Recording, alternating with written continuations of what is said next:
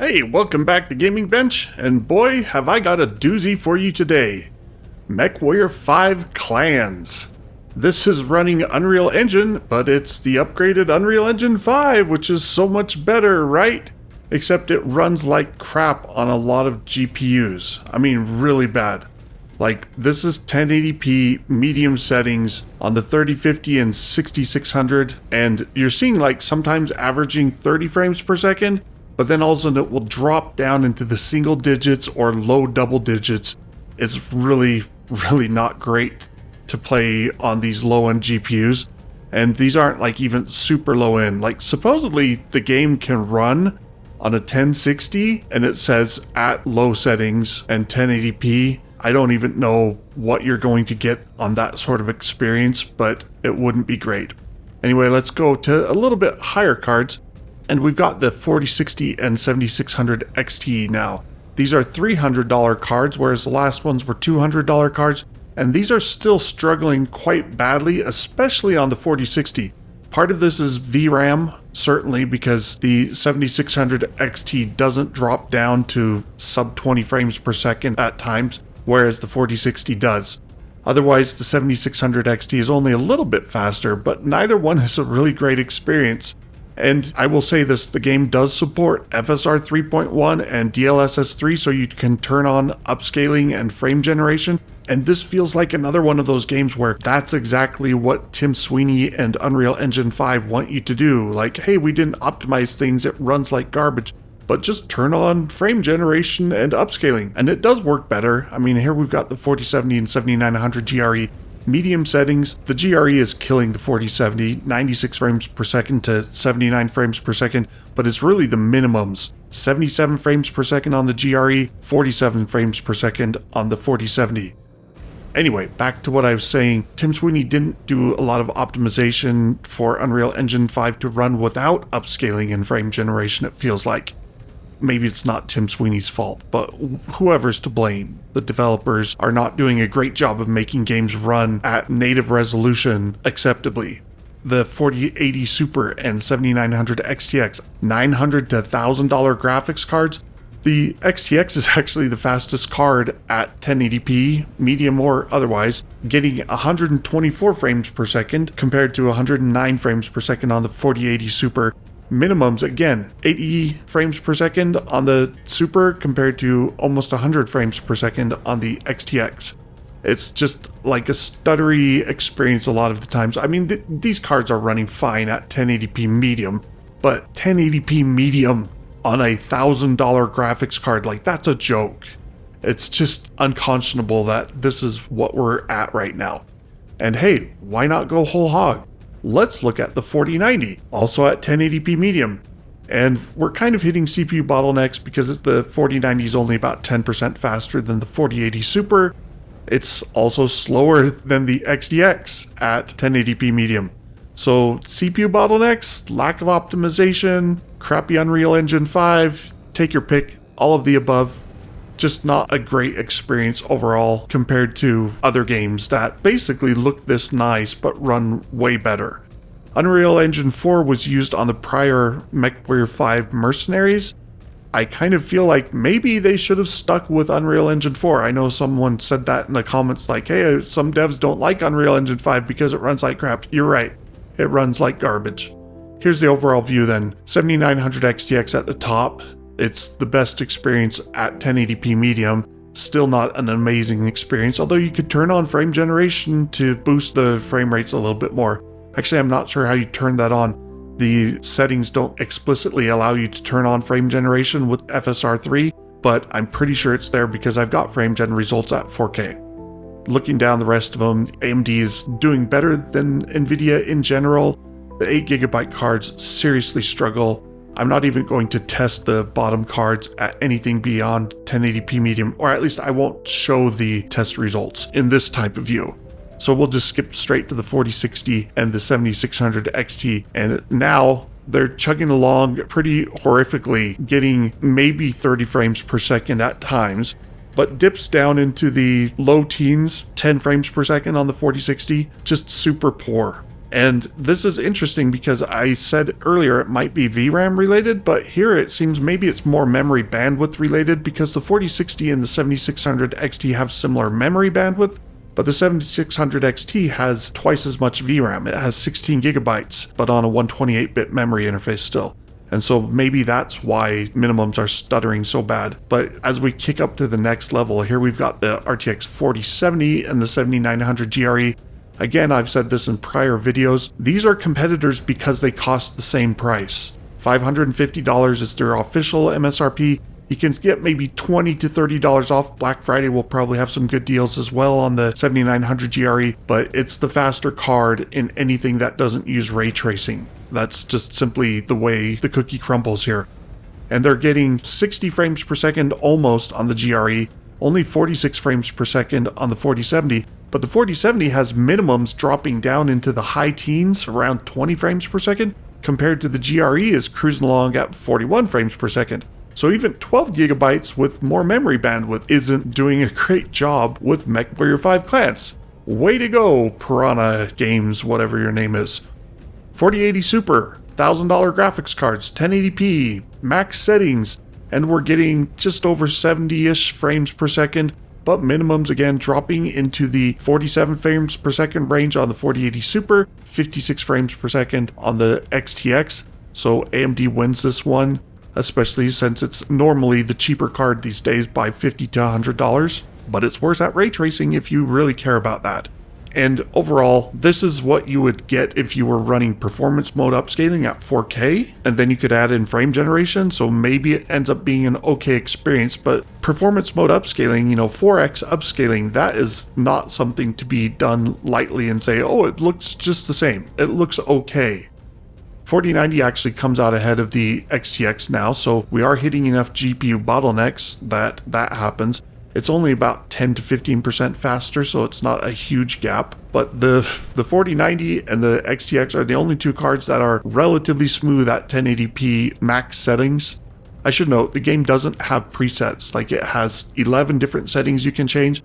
They all have low, medium, high, and maximum settings. And so I tested with everything at medium at the start, and now I'm testing with everything at maximum.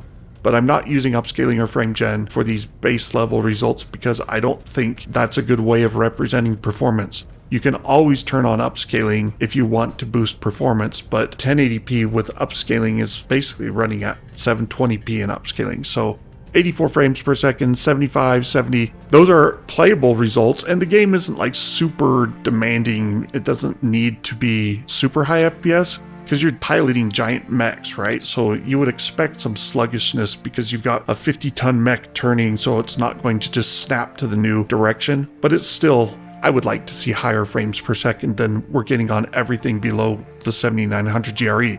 I would like the 7900 GRE to be faster as well, but that's a different story. Unreal Engine 5 story.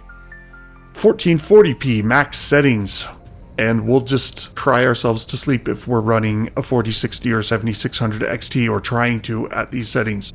The 4060 is getting teens on average, 14 frames per second, dropping down into the 7 frames per second range. The 7600 XT does better at 20 frames per second, but also with 11 frames per second on the minimums. Neither one is a great experience. So you would need upscaling and frame gen to make this viable. And that's what we'll look at, how that performs if you're at 4K with upscaling and frame gen. That means you're rendering at 1440p, but then adding frame gen. And it does a little better at the end, but basically you'll need a faster graphics card for 1440p. The 4070 and the GRE, again, AMD is destroying the 4070 here with their similarly priced card. Neither one is smooth sailing at 30 plus FPS, but the GRE only has minimums of around 25, 26 frames per second and a 40 FPS average, whereas the 4070 is not even getting to 30 FPS on average frame rates. It's only at 26 with the minimums down in the 14 FPS range. That's pretty pathetic for a $550 graphics card. And Piranha and Unreal Engine 5, again, this looks really poor to run that badly. Like, the game doesn't look bad. It's pretty nice looking in general, but it doesn't look so amazing that you're like, oh, this makes sense that it only runs at 55 frames per second at 1440p max settings on a 4080 Super or a 7900 XTX, which is what you're getting. The XTX is 55, the 4080 Super is 52 frames per second. Minimums dropping into the 32 frames per second range on the Super and 38 on the XTX. So playable, and because it's big stompy mechs, I would say 40-ish frames per second is actually pretty okay here. I wouldn't complain too vociferously about that, but in an ideal world, I would want 60 frames per second or more. And then as we wrap things up, we'll shift over to the 4090, the only card to average over 60 frames per second at 1440p, and it's only getting 65 with minimums down around 50 frames per second. So it's about a little bit more than 15% faster than the RX 7900 XTX. But it also costs almost twice as much as the XTX. So that's kind of it should be way faster, and it's not. It's only barely faster. I don't know if it's because they both have the same memory configuration, 24 gigabytes and a 384-bit memory interface. Maybe Unreal Engine 5 just really likes that memory interface bandwidth. But whatever the case is, performance is pretty weak overall for 1440p, even on the fastest GPUs right now. So hey, wait for the 5090 and 5080 to come out in January, and let's see how those perform.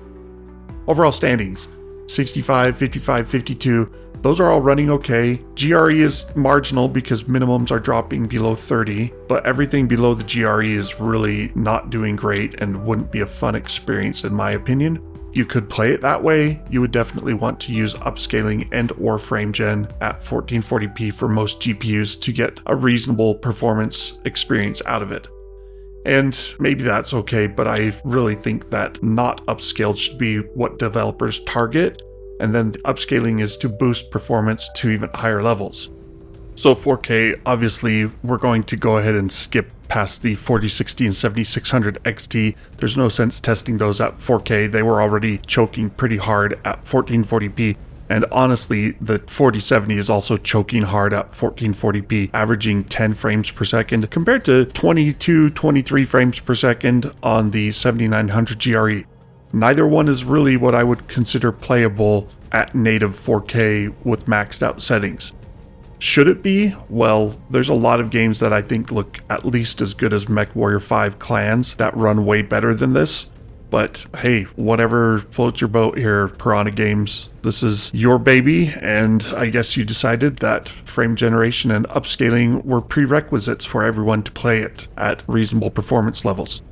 So here we are with the next step up, 4080 Super and 7900 XTX. The 4080 Super basically matches the 7900 GRE. So that again kind of makes me wonder, is this like a memory bandwidth thing, a raw memory bandwidth, like the caching that you've got on both AMD and Nvidia GPUs? Maybe it's not helping as much because the 4080 Super is getting 22 compared to the XTX at 30, and the 7900 GRE got 23. So we're tied with the 7900 GRE, which costs a little bit more than half as much as the 4080 Super. Weird results all around, speaks to just a general lack of optimizations and tuning. And then finally we've got the 4090 and the 7900 XTX, and again we see similar performance. So the 4090 had pulled pretty far ahead at 1440p native, but at 4K native they're tied. I mean, this is pretty much as close as you can get to a tie. 31 frames per second, 30 frames per second, slightly lower minimums on the 4090, 21 versus 22. Neither one is super great, but at least they're, like, this is almost playable for this type of game because it's not super fast paced in my opinion. Some people might say, oh, MechWarrior should be faster paced, but I don't think that's necessarily true. I mean, I played the original MechWarrior on an 8086 back in the day, and I had a 286 later, and it was really funny because the 286 is like, oh my gosh, this is so fast.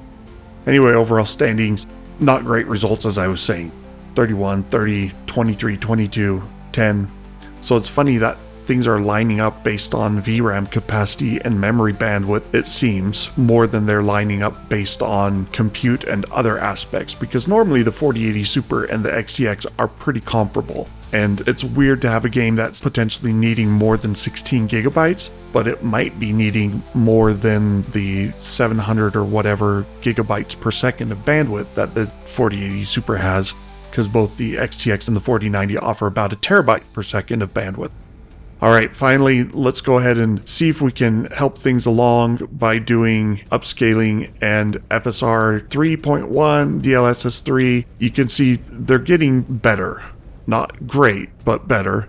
And overall performance looks pretty okay, I guess, for the higher end cards, but these low end cards, we're looking at the 4070 and the 7900 GRE. I tested the 7600 XT and 4060 as well at these settings.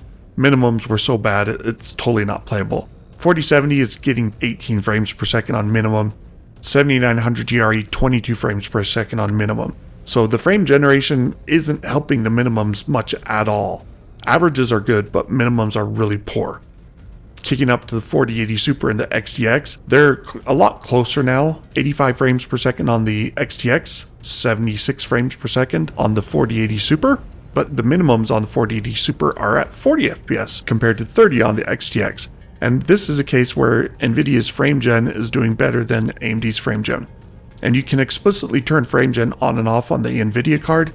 I don't see a setting in it for the game to turn off FSR3 frame generation, but it's got to be enabled, because if you look at the 4K native results and the 1440p native results, quality upscaling should be 1440p native upscaled to 4K, and so you shouldn't be getting faster than that with upscaling at 4K, but frame gen bumps the performance level higher. And then finally we have the 4090. 4090, the one card that provides an actually good experience at 4K with upscaling and frame gen, because it's getting 95 frames per second average and 66 frames per second on the minimums.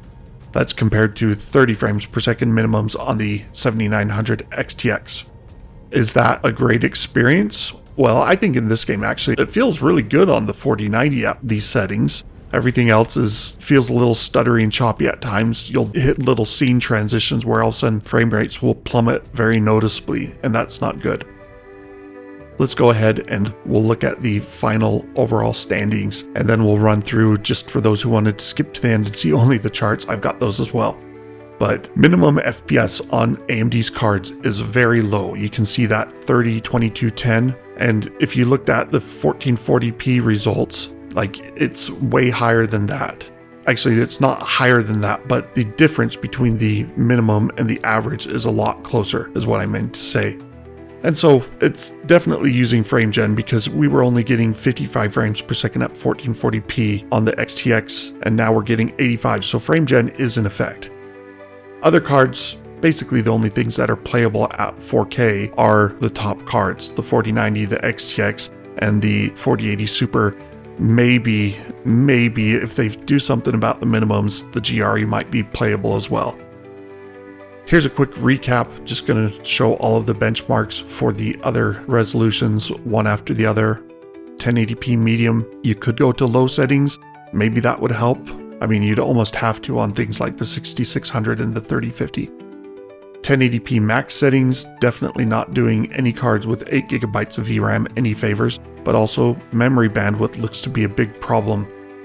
1440p max settings, you're pretty much going to need something closer to $1,000 than to $500 to run MechWarrior 5 Clans at 1440p max settings and native scaling. And then 4K, nothing runs it well without upscaling or frame gen. You can get 30 frames per second on the two fastest cards.